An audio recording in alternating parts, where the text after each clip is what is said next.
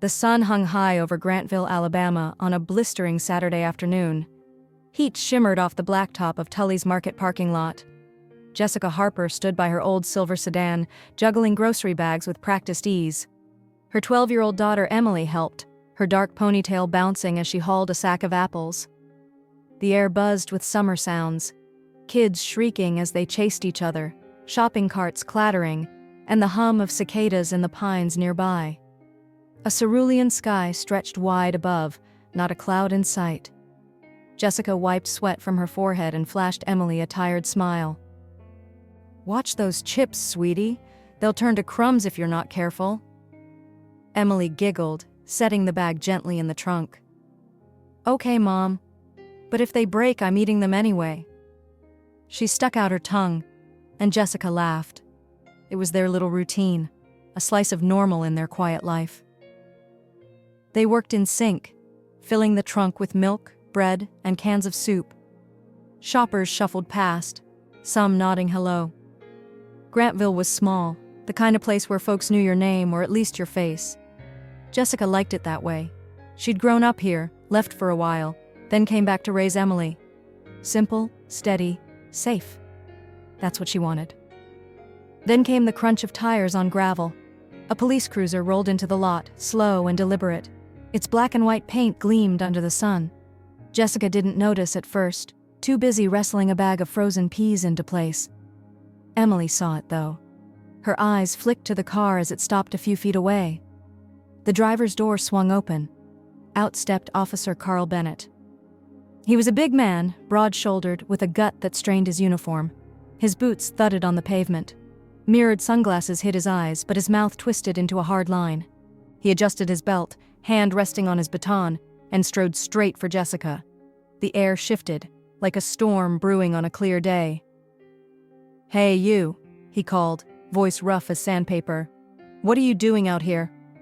Jessica straightened, a bag of carrots in her hands. She set it down slow and turned to face him. "Loading groceries, officer. We're just heading home." Her tone was polite, steady, the way she always spoke to people. Carl didn't buy it. He stepped closer, close enough she could smell the coffee on his breath. "Don't look like that to me. Let's see some ID, now." Emily's hand slipped into her pocket. She pulled out her phone, thumbed it to video, and started recording, keeping it low by her side. Jessica frowned, confused. "We haven't done anything wrong, sir. We're just shopping. Look at the bags." Carl's jaw tightened. "I don't care about your bags. I said ID. You deaf or something?" He loomed over her, using his size like a weapon. His fingers twitched near his baton. Jessica took a deep breath, keeping her cool. She'd dealt with tough folks before. Years of karate had taught her patience as much as punches. "I don't understand why you need it. Can you explain?" That set him off. Carl's face flushed red. "You don't question me, lady."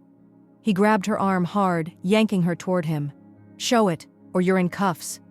Emily gasped. "Mom." Her voice trembled, but her phone stayed steady, catching every move. A few shoppers stopped dead.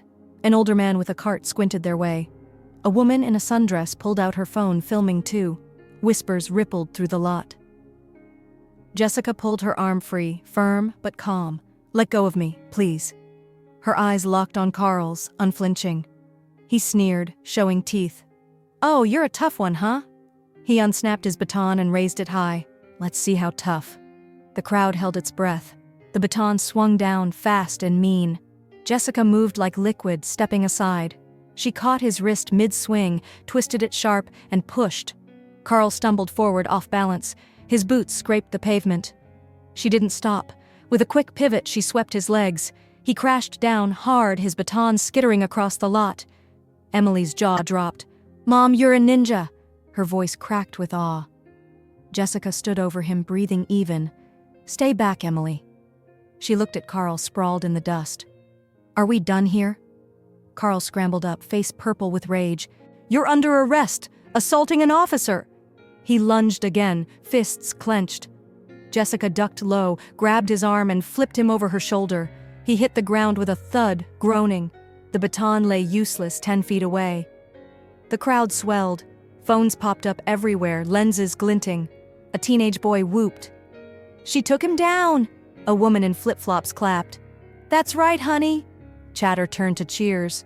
Someone yelled, "He started it!" The parking lot buzzed like a kicked hive. Sirens cut through the noise. Another cruiser screeched in, lights flashing. Sergeant Daniel Evans stepped out, tall and lean, his uniform crisp despite the heat. He took in the scene. Carl on his back, Jessica standing firm, Emily with her phone, and a dozen folks filming. His boots clicked as he walked over. "Bennett, what's going on here?" Daniel's voice was calm, but it carried weight. Carl pointed, spitting gravel. "She attacked me. Arrest her now." Daniel held up a hand. "Easy. Let's see what happened." He turned to the crowd. "Anyone got video?" Emily stepped up, brave as anything. "I do, sir." She handed him her phone, hands shaking just a little. The woman in the sundress offered hers too, then the old man. Soon, Daniel had a stack of screens to check. He watched Emily's clip first, Carl's grab, the baton swing, Jessica's smooth defense, then the others, all matching. His jaw tightened as he handed the phone back. "Bennett, you're coming with me," he said, voice flat. "This isn't how we operate." Carl sat up, furious. "She's the criminal! Look at me! I'm down here!" Daniel shook his head. "I saw plenty. Get up." 2 more officers rolled in, hopping out of a third cruiser. They hauled Carl to his feet. He cursed loud, words echoing across the lot. They cuffed him, firm and quick, and marched him to the car. The crowd clapped, some whistling. A kid on a bike shouted, "Serves him right!" Jessica pulled Emily close, hugging her tight. "You okay, baby?" Emily nodded, eyes bright. "You were so cool, Mom, like a superhero." Daniel approached, hands clasped behind his back. "Ma'am, I'm real sorry you went through this. We'll take it from here. You're free to go." Jessica managed a small smile. "Thank you, Sergeant. I appreciate it." He tipped his hat just a little and walked off to deal with Carl. The crowd lingered, buzzing. A few came over offering words. "You did good," said the woman in flip-flops. "Proud of you," muttered the old man. Jessica nodded, polite but weary. She just wanted to get home. By evening, Grantville was alive with the story. The videos hit the internet fast. Twitter lit up. "Local mom school's rogue cop," one post read. Clips racked up views, thousands, then millions. Jessica's phone buzzed with texts from folks she hadn't seen in years. She turned it off, too tired for the fuss. Sunday morning, the casseroles started. Neighbors dropped by with dishes, tuna noodle, chicken and rice, even a pecan pie. "Heard what you did," one said. "You're a hero." Emily soaked it up, grinning ear to ear. At school Monday, kids swarmed her. "Your mom's the coolest," one said. She beamed, proud as anything. Carl faced the music that day, a hearing at the station packed with brass. Daniel presented the videos one by one. Witnesses lined up. Emily, the sundress lady, the old man with the cart. Carl sat there, head down, no more bluster. The evidence crushed him. By noon, he was out. Badge gone, suspended indefinite. Word spread quick. Folks nodded approval over coffee at the diner. That night, Jessica and Emily sat on their rickety porch. The sky glowed pink and gold, crickets chirping soft. Emily munched on chips, the unbroken ones. "Mom, you think he'll change?" she asked, voice small. Jessica leaned back, ruffling Emily's hair. "Maybe someday, but we showed him something. You don't push folks around and walk away clean." Emily grinned. "Especially not a karate mom." They laughed, the sound floating over the sleepy street. Grantville settled down, a little different now. Jessica hadn't asked for any of it, not the fight, not the fame. But when trouble came, she stood tall. Emily too. And that strength rippled out, touching everyone who saw. Next day, life crept back to normal. Jessica went to work at the hardware store, ringing up nails and paint. Emily aced a math quiz, still glowing from the weekend. Folks smiled at them a bit more, said hello a bit louder. The mayor called, voice crackly on the line. "We're reviewing policies," he promised. "Thanks to you." Jessica just said, "Good," and hung up. Weeks passed. The videos faded from feeds, replaced by new scandals. But in Grantville, the story stuck. Kids mimicked Jessica's moves in the park. Moms swapped tales at Tully's. Emily kept that phone clip a private treasure. And Jessica? She kept teaching Emily what she'd always taught. Stand up, stay kind, fight smart.